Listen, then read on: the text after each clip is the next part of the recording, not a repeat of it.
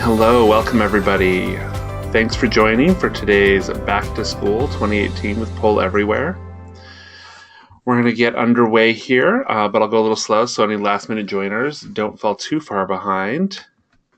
To begin with, I'm your presenter today. My name is Tim. I'm the Senior Customer Support Specialist here at Pol Everywhere. In addition, I design and run most of our customer and staff trainings. I love board games, a great cup of tea, and of course, Pol Everywhere. A little bit more about me. I've been with the company for about 2 years. I come from a background that led me to Pol Everywhere through outside channels, and then when I found out they were hiring, I was like, I want to go work there. I love their product.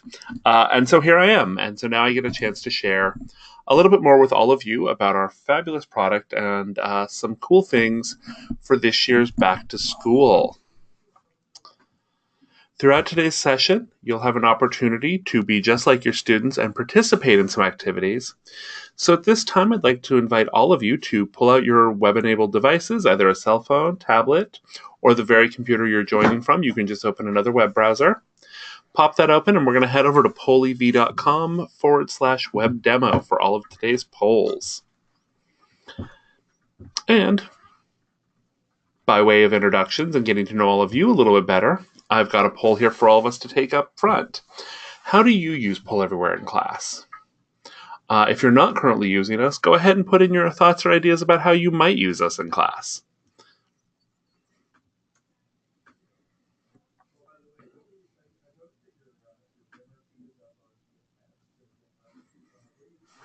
Now, the poll type that we're using here is our word cloud.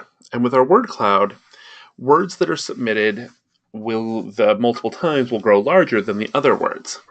This is good for identifying key concepts or repetitive themes across multiple responses in a way that allows you to quickly drill down to the most important parts of an open-ended poll. I love it. As you'll see, we're getting lots of great words here, but some key ones are really starting to show up. Assessment, review, questions, understanding, things that we really want to get to the heart of. We've got some other great ones in here. I love that people are talking about opinions and feedback. Interaction and engagement are always key to engage learning. So these are all really great terms, and I really think that this is a great way to drill into the heart of these questions. One of the great things, however, is maybe the word cloud isn't quite what you're looking for with open-ended. We've recently rolled out a change, which you can access by you going to the Visual Settings menu, and that's our brand new Spotlight feature. With our Spotlight feature, it's going to give each response a moment in the spotlight and roll through like a news ticker. This is great if you want people to see the full responses that people submitted, but in a quick, dynamic, and engaging way. And these are all great. Ask questions to start questions. Understanding. Polls. I use it to receive student feedback. This is phenomenal.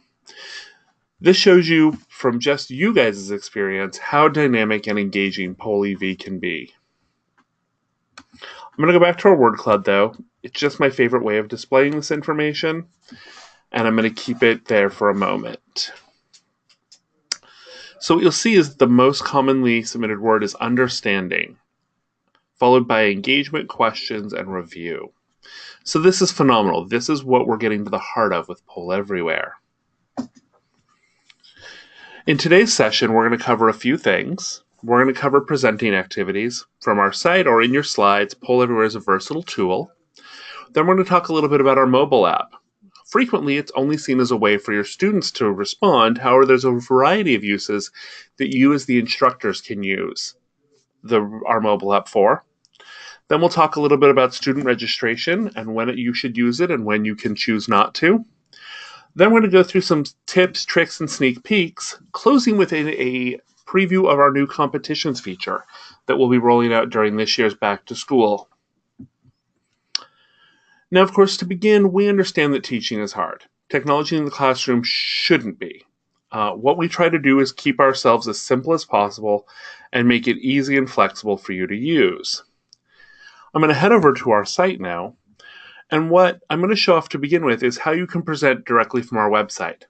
Sometimes you don't want to move into PowerPoint or Google Slides or Keynote, sometimes you just want to present a question straightforward from your account. You'll see I've got some polls here for our back to school section. And to present from our website, it's really simple. All you're going to do is click on the title of the question, the first question in the group or polls that you'll be presenting, and then go into full screen.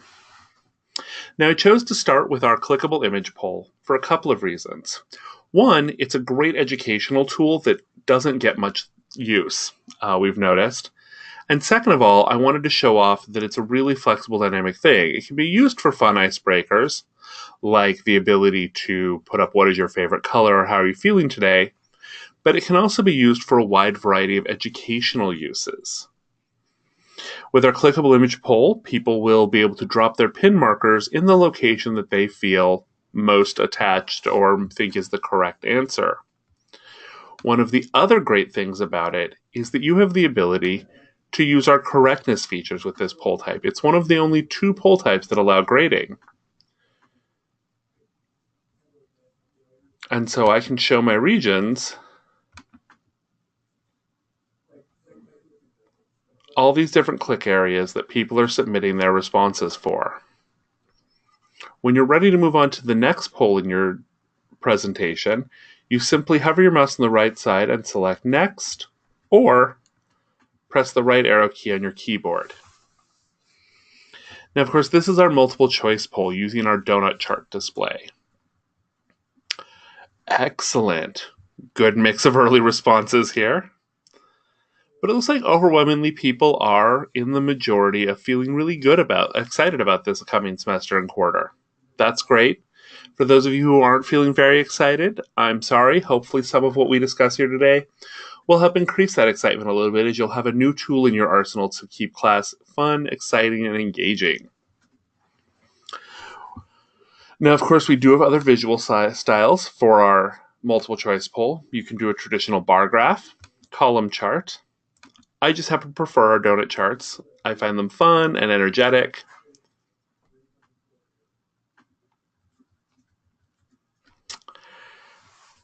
And then I've got one last poll for us that I'm going to present from our website, and this is our Q&A poll.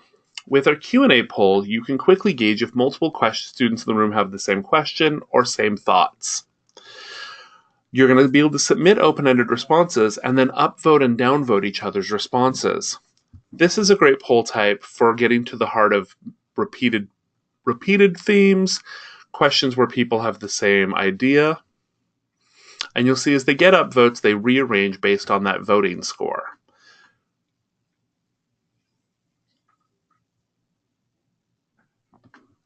Great. So it looks like our number one so far is that getting immediate student feedback, which is phenomenal. But we've really got some really cool other options here.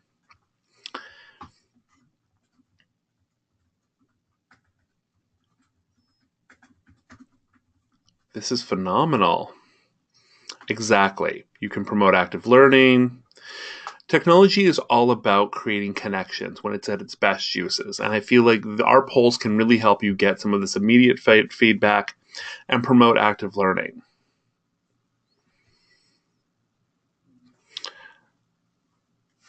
But of course, sometimes you want to present other course content. You've got other things you want to present alongside your polls, or you want to use your polls to gauge the understanding of the concepts that you're presenting. That's when you'll use one of our apps. We integrate with PowerPoint, Keynote, and Google Slides. During today's presentation, I'm going to show you how to present from PowerPoint, but all of our slideware is pretty much identical. With PowerPoint, you're just going to have your little PowerPoint deck.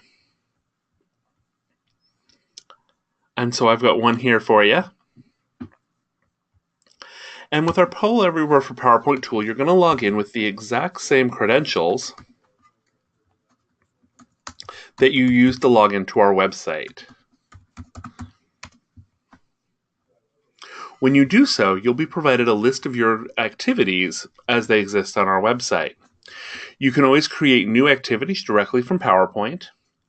You can always edit your existing content, or its primary function, you can just select and insert the activities that you would like to insert. Now what you'll see is we insert a mock-up of our poll as it exists on our website currently, as well as some squares in the corner that tell us where to display your actual poll, and some notes that tell us which poll it is that we should be loading. Now this is just a mock-up of your poll. The live poll won't exist until you go into presentation mode. However, you can drag and drop the polls into other locations, just like you would any other slide. Additionally, another lesser-known feature of it is if you are on PowerPoint, you can minimize the placeholder we insert so that you can have additional content on the same slide as your polls. When you've organized your PowerPoint, Keynote, or Google Slides deck the way that you'd like it, all you need to do is present your PowerPoint. Now, as you advance through your PowerPoint, just like you would any other time, your polling content shows up live in your presentation, allowing people to vote, respond in real time. All the same features that were available on our website when you hover your mouse on the right side are still here for you. Perfect. You can go into other content and have slides between your polls, and move seamlessly back into your polls. Additionally, you can access your visual settings so you can adjust the look and feel of your poll in real time.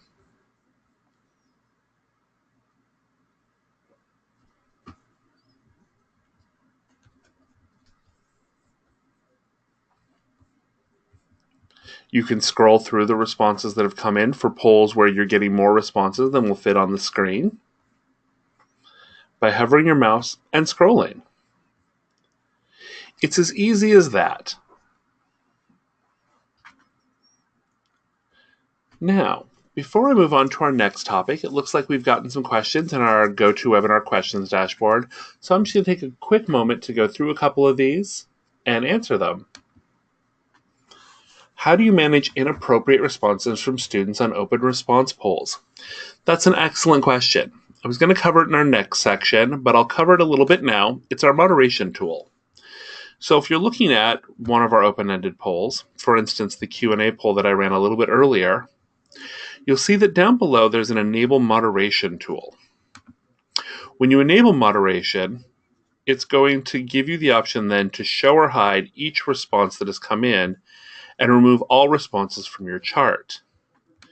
You can then choose which ones to show or hide. If you want to turn moderation off or automatically approve anything that hasn't been hidden, you can always disable moderation. Now, of course, you're not going to want to moderate from the same device that you're presenting from. So, what I recommend is using our mobile app or another device to moderate from, which I'll show in just a moment when I get to the moderation. If I copy the poll onto my PowerPoint, will it show live? Not quite sure what you mean there. If you insert your poll using our Poll Everywhere app, then yes, your results will show up live. If you just copy the poll from PowerPoint or from our website, unfortunately not. You will need to use one of our insertion tools to insert the poll and present it live in your PowerPoint.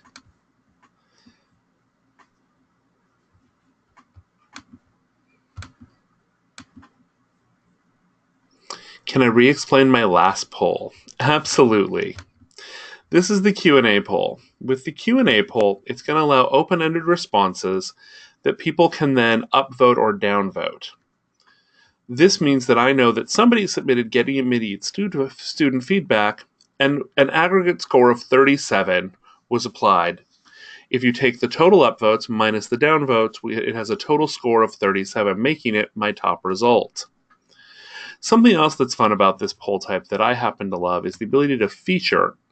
By clicking the star, you can pull something to the forefront so that we can discuss it more in depth while voting continues in the background. I can then navigate between the different responses that have come in, or X out to go back to the full results.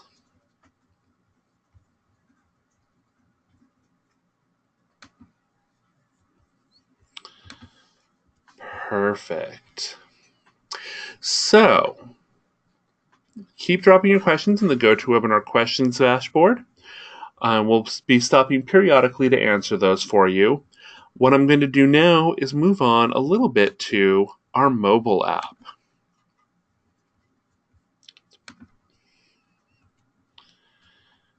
So our mobile app allows you to manage your polls, moderate the open-ended ones, and even create on-the-fly activities. Here are some screenshots from our mobile app. When you first launch it, you'll be on this first screenshot here. You can then click this little 3 dragline icon here to log in or view your account. From here, you can navigate to the My Activities tab to see your entire list of activities. Some other things to note here is if you ever need to contact support from our mobile app, there's a contact support widget right there for you. And you're able to see which of your accounts you're logged into in case you have multiple accounts. When you're looking at your list of activities, you can click into a single activity to see the results that have come into it. Additionally, you can activate polls, archive the responses that have come in, lock the polls, hide the chart, all from the mobile app, using it effectively like a remote for your presentations. For the moderation tool, you can choose to show or hide in real time from your remote app. Additionally, if you want to create an on-the-fly activity, the Activity Creator tool is identical to the one you'll find on our website. This means that you can continuously, throughout your presentation, create activities. Now that we've talked a bit about how you create and administer your activities, let's talk a little bit about your students. You're going to have some options when it comes to whether or not to register your students. Now, there's 3 principal methods for registering participants to your Poll Everywhere account. Some or all of them may or may not be available to you based on your account. I'm going to cover all 3 and briefly mention when and where you may not have access to them. If you're on our free plans, you won't have access to any of these participant features. So I'm sorry if this section doesn't address your needs. Now, here on the participants page, you'll see that you have the ability to add participants. When you click this button, you'll be provided the 3 primary methods for adding participants to your account. University and department-wide accounts will have the ability to connect to their department's LMS. We currently integrate with Canvas, Blackboard, Moodle, Sakai, and Brightspace. You can share a link, which will generate a link so that students can register with you, or you can import a CSV file. If you click the Import tool, we'll give you a model of what the CSV should look like. The fields in red are mandatory. The phone number is just if you have it. It'll take one step out of your students needing to certify their number in their account, as you'll have already provided their phone number. However, we understand most professors may or may not have that information. When you've got your CSV file all ready to go, you can choose the file from your desktop or wherever you have it saved and open it. You can choose whether or not to email original login instructions to your participants. I highly recommend this if they're first-time students. If you have a participant group set up, you can choose whether or not to assign them to a group, or if you're uploading a class, you can name this. You can create a new group and name it for the class you're uploading for. When you're all ready to go, you'll hit Continue, and it'll import your CSV file. It's going to check it, and it's going to show you your valid students. These are the students that you've got all the correct information for. Any errors in your spreadsheet will show up here so that you can choose to resolve those or re-import. When you're satisfied with your CSV import, you'll click Import these participants. It'll then tell you what the status of that import is, and you'll be good to go. You can then return to the Manage screen to view all of your registered participants. You'll see here I've got 6 students. They're all registered to my Class 1. I can also create a new class by clicking the New Group button and typing in here.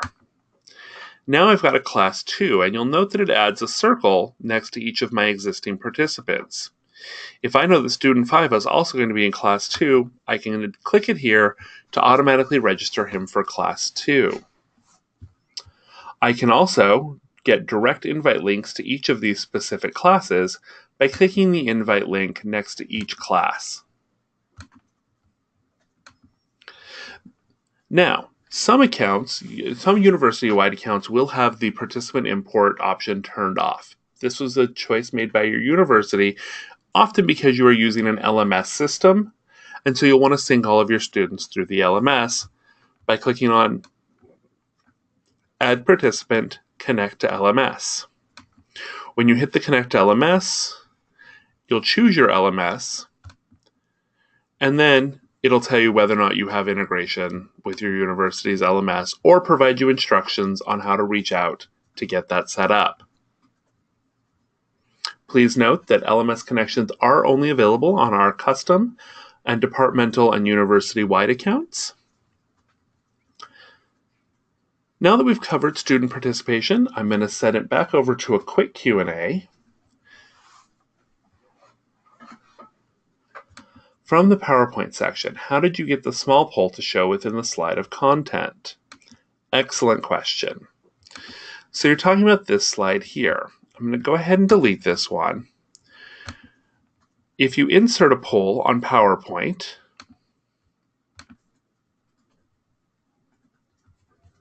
oh, I hit the wrong thing. It's going to insert that placeholder image. Now on PowerPoint, you can click on the placeholder image we insert, and just like any other image in PowerPoint, you can resize it and provide your other content. Now, when you play your poll, because those blue squares tell us where to display your poll content will only show up within the margins of that placeholder. Again, this only works for PowerPoint. Hopefully later versions of our Google Slides integration will also include this. When you've created a survey, how do you activate the survey? And if you pre-create a survey and have the link, how do you activate it later? These are great questions. Our survey tool works a little bit differently than our live polling. With our survey tool, much like the survey I'll be giving to each of you later on, you can activate it a couple of ways, or distribute it a couple of ways. First, you can hover over the name of your survey and click Share. This will generate a shareable response link just for this survey. You can then distribute this link to your students or your audience and get the responses.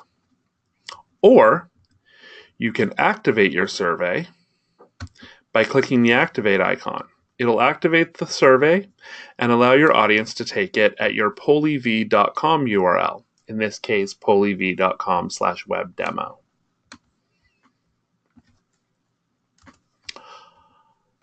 I know you recommended to use a second mobile device. Can you have a different browser open on 2 screens to moderate too? You can absolutely do that. In fact, I'm using 2 screens right now in this presentation for all of you. So you can absolutely have 2 screens where you're presenting from one and moderating the other.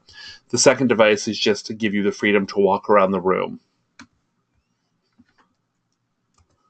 I am the lead teacher for multiple sections of a course. Is there a way for me to share my polls with other faculty members? There's a couple of different methods. The primary method, if you're not on an account together, is to click on the title of the poll you want to provide to your faculty and copy this URL right here. Then paste it to a document and add the /copy to the end.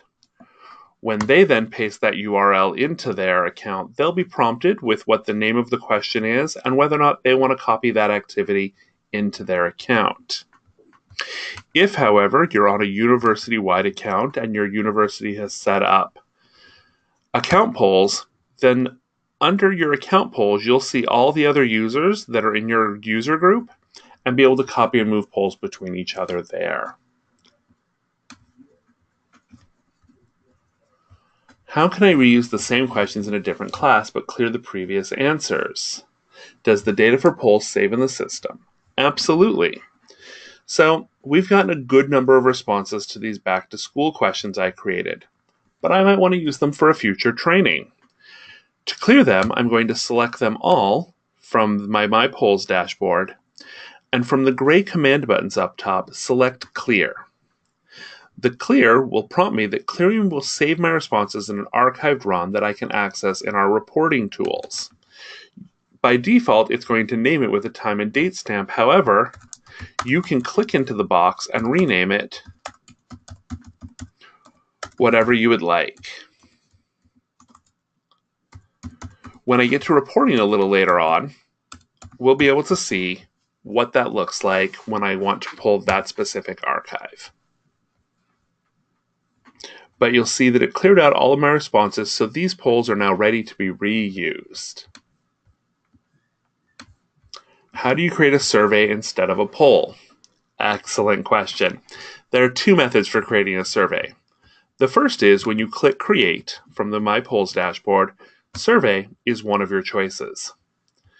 If, however, you already have existing polls that you want to turn into a survey, you can simply select them from your list of polls, go to the gray command buttons, and choose Group. It will then create a new group with those polls in it, which you can rename. For instance, I'm going to call this group Survey Demo. And then, if I hover my mouse over the survey demo, there's a Convert to Survey button. It then converts those polls into a survey so that they're ready to use. Perfect. So, now that we've gotten through some questions, let's talk a little bit about when you might not want to register your students.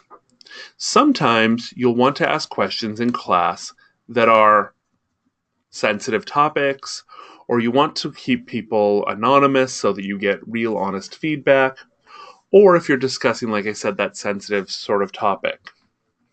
When looking at your polls under the Configure tab, you have some options under Audience Restriction and Identity. You can restrict your polls to registered participants only, but you can also set your polls to be completely anonymous. We do caution that once you do that, there's no way to undo that action, so only make polls anonymous if you're absolutely sure that you don't want to be able to identify whether or not your students responded. But with the completely anonymous feature, we stop gathering any identifying information regarding the submitter of the question or feedback or answer. It's a great way to have open and honest discussions without fear of peer teasing or awkward conversations with professors.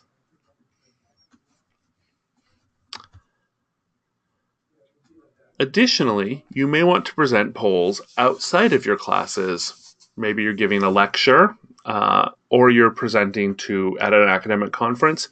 You can use your poll everywhere in those cases as well, just by making sure that under who can participate, you have it set to everyone. Now that we've talked a little bit about registration and whether or not you should, let's talk a little bit about the student experience. Your students can use our app can respond to your polls in a number of ways.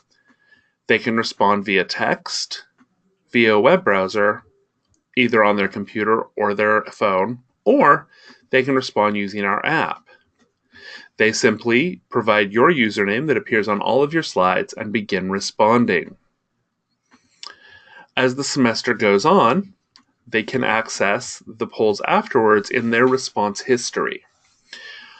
Now, I've chosen to show the response history from our app. However, they can also access it on a web browser as well. But when they load their response history, they'll see the polls they've answered. And if they click on the title of the poll, they'll see the possible answers as well as the correct. This makes it really easy for people to use the polls for a study guide. However, we understand that not all professors want their students to be able to access that information. So if you navigate to your settings page under My Settings and Poll Settings, You can choose whether or not your students ever have the ability to see correct answers.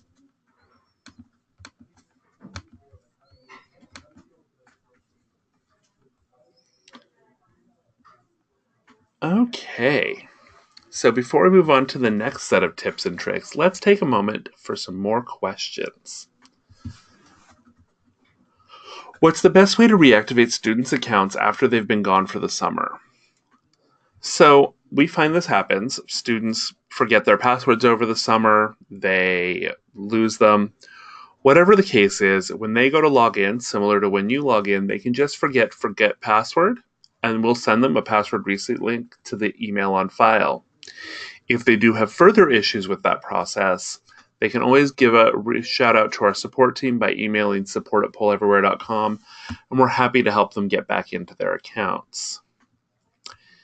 In terms of deleting past students, if you're on an individual professor account, you can always go here, select the student you want to remove, and then choose Remove. However, if you're on a large university-wide account or a shared account, those students will still remain in this Ungroup section because we never want to stop them from responding to a different professor's polls on your account by entirely removing them from the account. Can our students connect to Pol Everywhere from our Blackboard? The answer there is kind of. We've seen a number of universities provide professors links to their polev.com/their usernames in Blackboard that the students can click on then to go to their professor's response site. What's the advantage of importing participants as opposed to just having students join a poll as we did today?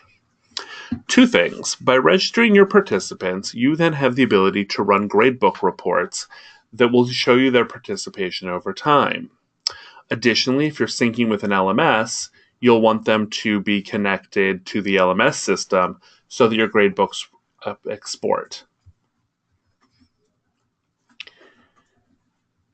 If you ask a multiple choice question with a correct answer, can you assign point values to the different answers? That is an excellent question. We do have a labs feature. It's something we're working on. When I go over lab features, I'll show you how you can activate our labs feature. The thing to note about it is because it is not a fully developed feature yet, it will not sync to most LMSs. How do you go back and check who participated in the poll if you set it up for screen name? That's an excellent question that I'll be covering when I talk a little bit about reporting. Can you show us the Activate button again? Absolutely. The Activate button is alongside any of your polls or surveys, and it looks like a little weird 3 lines coming off of a thing. On any of your individual polls, it's going to be here.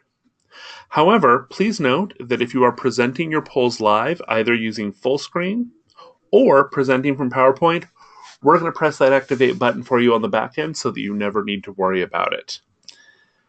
And then, by request, can you show the word cloud again, please? Here you go. This is the word cloud that we've gotten so far for how we use Pol Everywhere in class.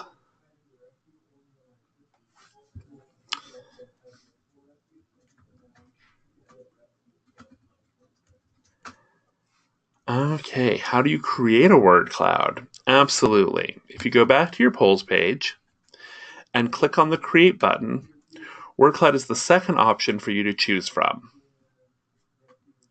Additionally, if you have an existing open-ended poll, you can always choose to turn that existing open-ended poll into a word cloud using the Visual Settings menu. Can you make a multiple choice question that is select all that apply? You can. So, if we come back to my multiple choice poll here, while it wouldn't necessarily work for this one, under the Configure tab, under Response Settings, you can choose how many times your audience can respond. So if you have 5 options, you can allow them to respond up to 5 times, allowing them to select all that apply. Then, using one of our labs features, which I'll show off in a moment, you can further restrict it to how many times they can select each option.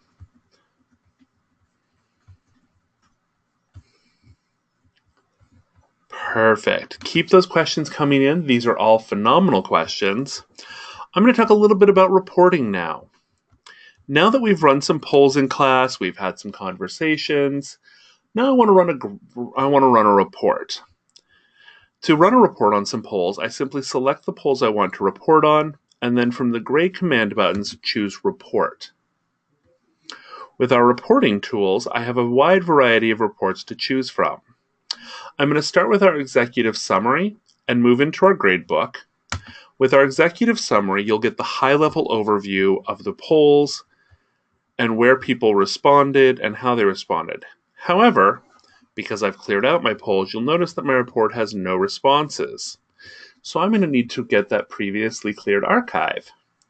To do so, I'm going to navigate to the Select Run and then choose Shared Run to load a specific archive.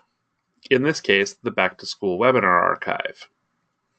If I want to get a comparison of all times I've run the polls, I can choose All Runs. Now I see for each question what my responses were received and what the individual answers were for any open-ended or Q&A polls. This is great for that high-level overview or study guide view of the polls that were done. However, if you're wanting to get grading, you can click on Change Report Type and go to our Gradebook report. With our Gradebook report, it's going to load all of your students' responses.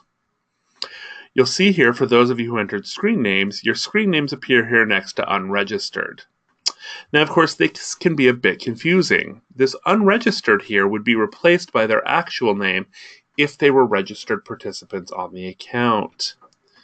This is why registration is so important, because I may not know who JP is, but I probably would know who JP was if I had their actual school registered name here. What you'll see with the gradebook is we're going to assign a rank, a grade, participation, and then we're going to have a legend here. For questions where there was correctness, we'll see either green if the answer was correct or red if incorrect. For non-graded questions, we're going to have a gray letting me know if people have responded. Then, all of our reports can be downloaded as a CSV file. This is good if you'll be exporting the gradebook to your own LMS or your own Excel file. If you're connected to an LMS, you can then export that gradebook to the LMS, or you can always print your gradebooks to save them for later. The other fun report type that I like to highlight while I'm in here is the participant response history. If you want to drill in a little deeper on each student on how they responded, you can click the participant response history, and now it will give you for each participant how they responded to all the polls that you have selected.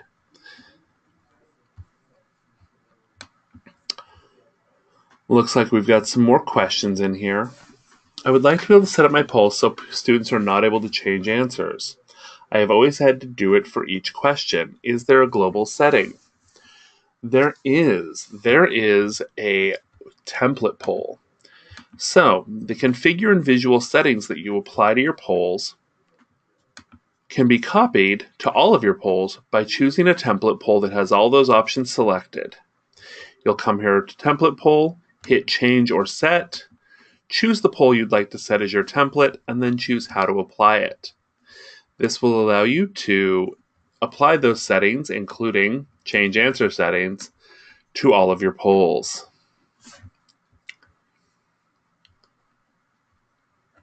Can you show us again where the limit to students viewing of the polls? So there's no way to limit how long they can see it for, but you can choose to limit whether or not they can see the correct answer. To do so, you're going to go back to your My Settings page, then Poll Settings, and then when should correct responses be visible to participant? I have mine set to 1 day after response, but you can choose anywhere from never to 30 days after the response. When using multiple choices, can I see the number of responses so that I know all of my students participated? Absolutely. So, heading back over to my polls here, into my multiple choice poll, I've got the ability to do this in one of two ways. On the visual settings, I can choose to show my response totals as a percentage or as a count, or I can choose to have a total results counter show up on my chart in the lower corner. Can you print reports? Yes, there in the bottom menu of all of the reports is a print button.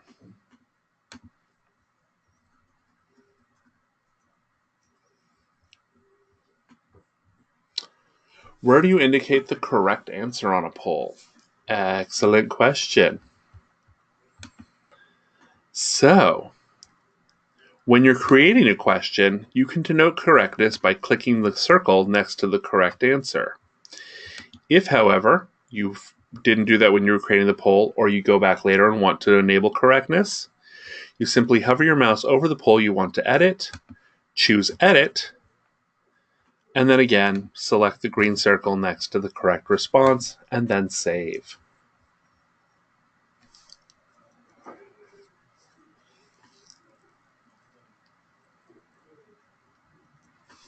How can you turn open-ended into a word cloud?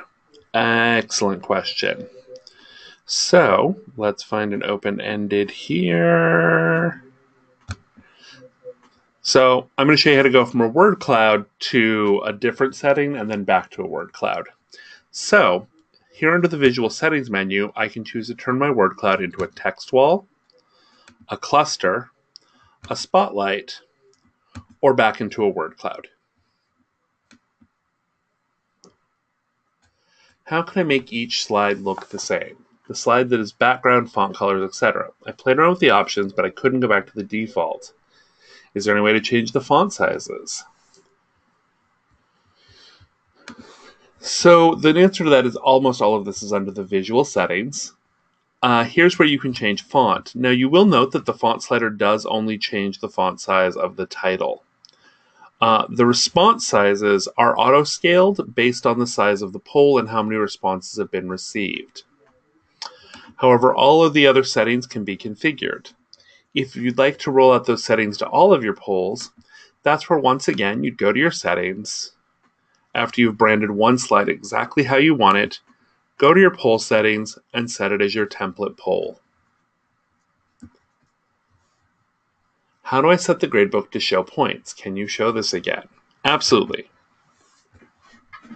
So I'm going to just create a quick poll for all of us. Let's go with, where is Pol everywhere located? And let's put in some answers here.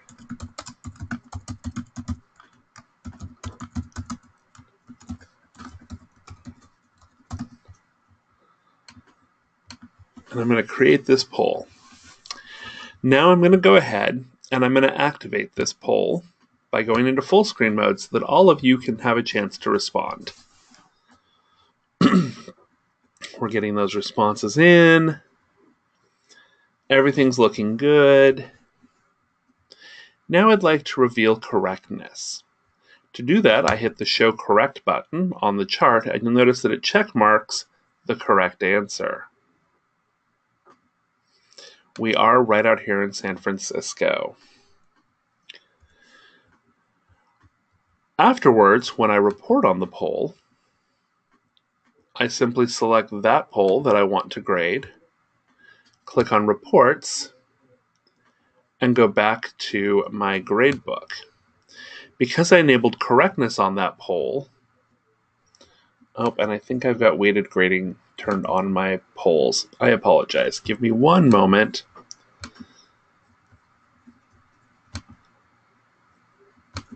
I'm going to turn that off. The danger of our features lab. Here's our features lab. I have weighted grading turned on because I was playing around with it a little earlier. This is also where you can turn on the disable duplicate responses or our competitions feature.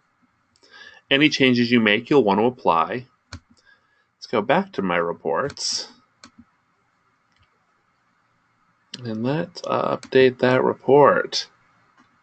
There we go. Now you'll see for each person, they're getting who's responded correctly, they're getting 100%. And for those who got it incorrect, they're getting 0%.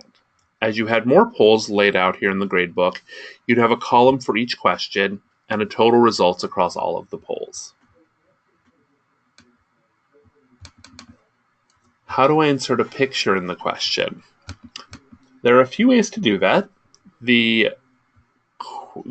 first way, when you're creating a question, you can upload, for multiple choices, an instructional image that will sit alongside your chart by clicking the picture icon here. You can upload images as response options by clicking here for each option. Additionally, once a poll has been created, let's come into this one here. You can also, from the visual settings menu, under the title bar, upload an image as a logo, upload a background image under here, or if you forgot to add that instructional image when you set up the poll, you can always do it afterwards here. The instruction image will then sit just to the side of your chart here, and you can enable whether to show it on the bar chart as well as the response page. Can you clarify the difference between a poll, a survey, and a quiz? Absolutely. So, for us, the word poll means question. Anytime I say poll, I'm referring to an individual question. A survey is a group of polls that have been converted into a survey. A survey is used for asynchronous responses, or responses that aren't collected live. A quiz is one way you can use our polls. So you could run a quiz using a bunch of polls. Generally, most professors do that by creating a group of polls that they want to use as their quiz. Is there a way to do an anonymous survey but still keep track of the students completed? Unfortunately not. With the anonymous feature, because we always want to keep the students' identities protected for sensitive conversations, we simply don't track the identifying information we would gather with any other poll. How long are your reports stored for? If, for example, I downgrade my license to a free, can I then come back later and upgrade and pull the reports again? Absolutely. Your reports will sit here in the Reports tab forever. We'll never delete them or remove them. You can always do that at any time by selecting them and deleting them. If you downgrade to free, you won't have access to the paid reports that you've run previously. However, if you were to upgrade in the future and come back to the Reports tab, you would see them there. In word cloud, if two-word responses are submitted, it separates the two words rather than keep them together. Is there a way to set it up so the two-word response stays together? There is a hack for this. You can either connect your two words by an underscore or a hyphen between the two words. This will keep the words conjoined in the poll. How do you take attendance with Pol Ev?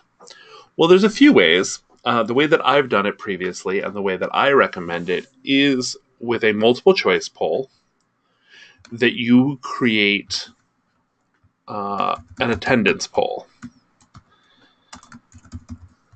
Then you set some options.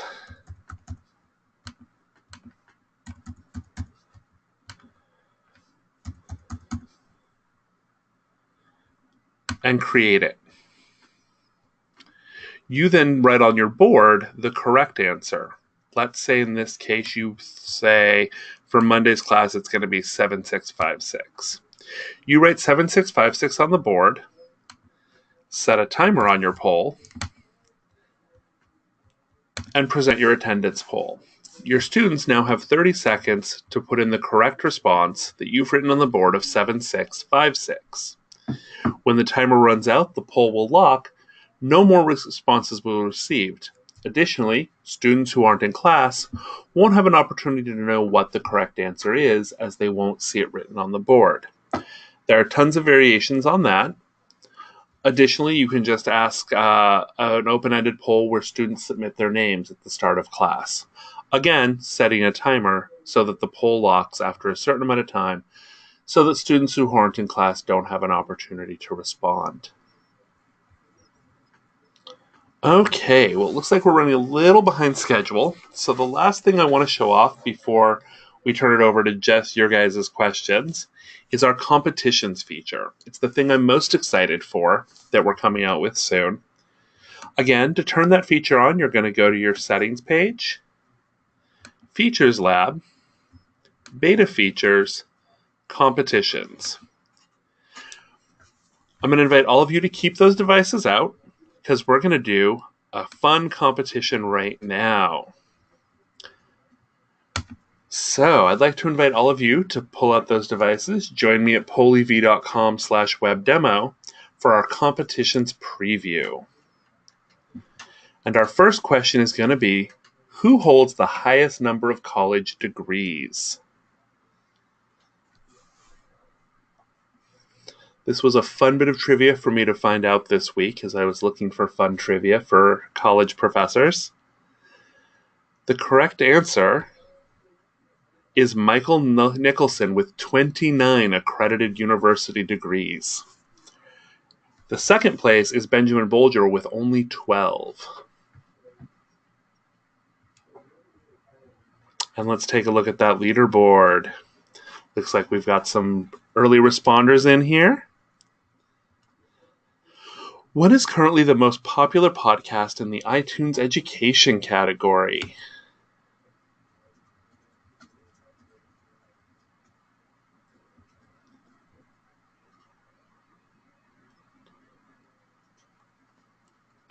Responses are rolling in. I'm excited to see how this one goes. And the correct answer is TED Talks Daily. The fun trivia fact, the Jordan B. Peterson podcast is actually the number 2, and it is a really fun cerebral look at education and how our brains work in terms of learning. And our leaderboard is shifted up a little bit. Well, let's see what this third question can do to the leaderboard. What U.S. state boasts the highest number of college degrees?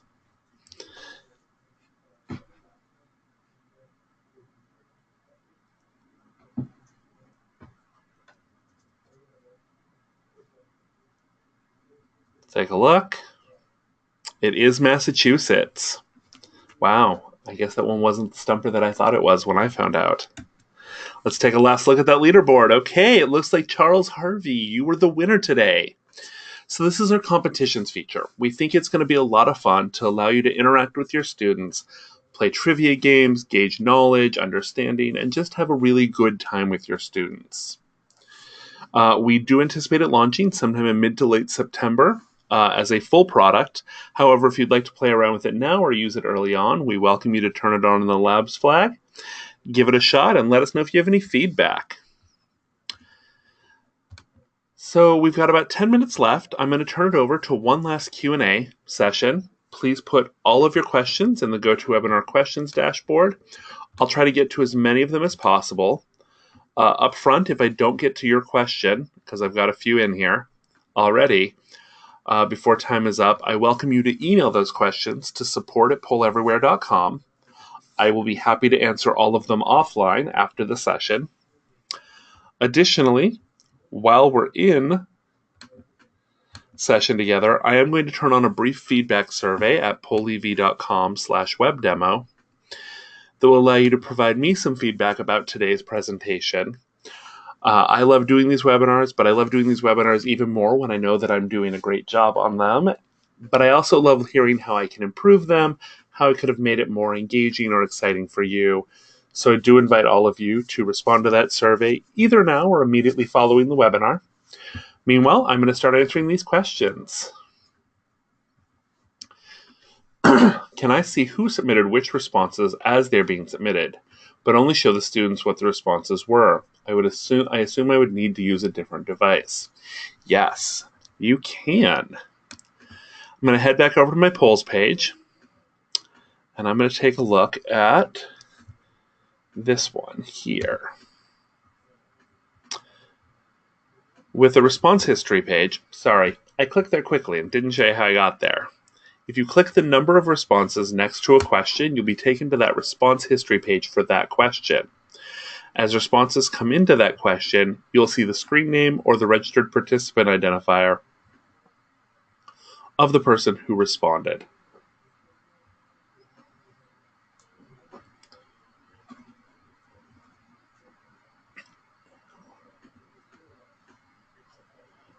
In the list of grades, a large number of us have gotten the question correct, so it registered us as 100%, yet each person was given a different rank. Why? Excellent question. So in cases of a tie, we're going to go with fastest response time. Whoever responded the quickest will get the slightly edge in the rankings. This is so you could technically use the Gradebook report for trivia competitions before we rolled out our competition feature. Will competitions be a paid or free feature? I honestly don't know. My anticipation is that it will be a free feature based on the early buzz that I've heard about it. And I don't anticipate that being a charge thing. We always, generally with our new features, like to roll them out to everybody, much like screen names rolled out to everybody. Can the competition feature be used with non-multiple choice questions? Unfortunately not. Multiple choice is going to be the first iteration of competitions. Down the road, we may expand it to other poll types, but for the time being, it will simply be multiple choice questions. What's the difference between group and ungroup polls, or why are they group and ungroup? So, your polls are organized by default in this ungrouped folder. Think of the ungrouped folder as like your inbox before you've sorted it into folders, and the groups are your folders. Right now, I have a number of polls here in my ungrouped. If I wanted to group them together, I could by selecting those questions that I wanted to group together and then grouping them. But maybe I decide later I want to move them back to my ungrouped. I can select them and choose ungroup, and it moves them back into my ungrouped.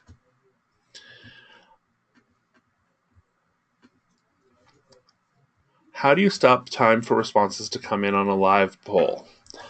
Excellent question. So, I briefly showed off our timer feature. With our timer feature, if you do set a timer and you want to pause it, if you hover your mouse here, you can pause the timer to allow some time to go by before you resume the timer for that countdown.